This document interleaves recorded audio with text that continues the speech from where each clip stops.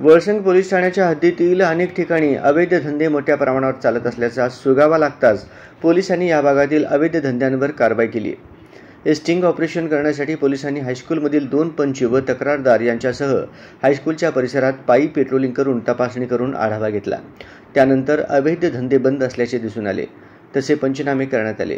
त्यानंतर कुंभारी व नवीन भिडी घरकुल परिसरात जातीने लक्ष देऊन स्थानिक गुन्हे शाखा पथक सोलापूर ग्रामीण यांनी अतिशय प्रभावीपणे अवैध धंद्यांवर कारवाई केली.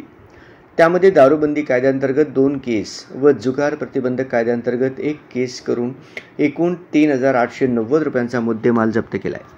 ही धाडसी कारवाई पोलीस अधीक्षक सरदेश पांडे, अप्पर पोलीस अधीक्षक यावलकर, SDPO अक्कलकोट यामावर यांच्या आदेशाने वळसंग पोलीस ठाण्याचे प्रभारी अधिकारी अनिल सनगल्ले यांच्या मार्गदर्शनाखाली वळसंग पोलीस ठाण्याचे police head constable Ashok Patil, Ramdas Malche, Sunil Kunwar, Dinesh Kalokhe, Mallinath Bandichode, constable Shankar Patil, Dhareppa Vanmore, Prasad Mandhare तसेच स्थानिक गुन्हे शाखेचे पोलीस उपनिरीक्षक रविराज कांबळे, ग्रेड पोलीस उपनिरीक्षक मोहम्मद इसाक मुजावर, राजेश गायकवाड, कॉन्स्टेबल मोहन मनसावाले व कॉन्स्टेबल अशोक हलसंगी यांनी केली आहे.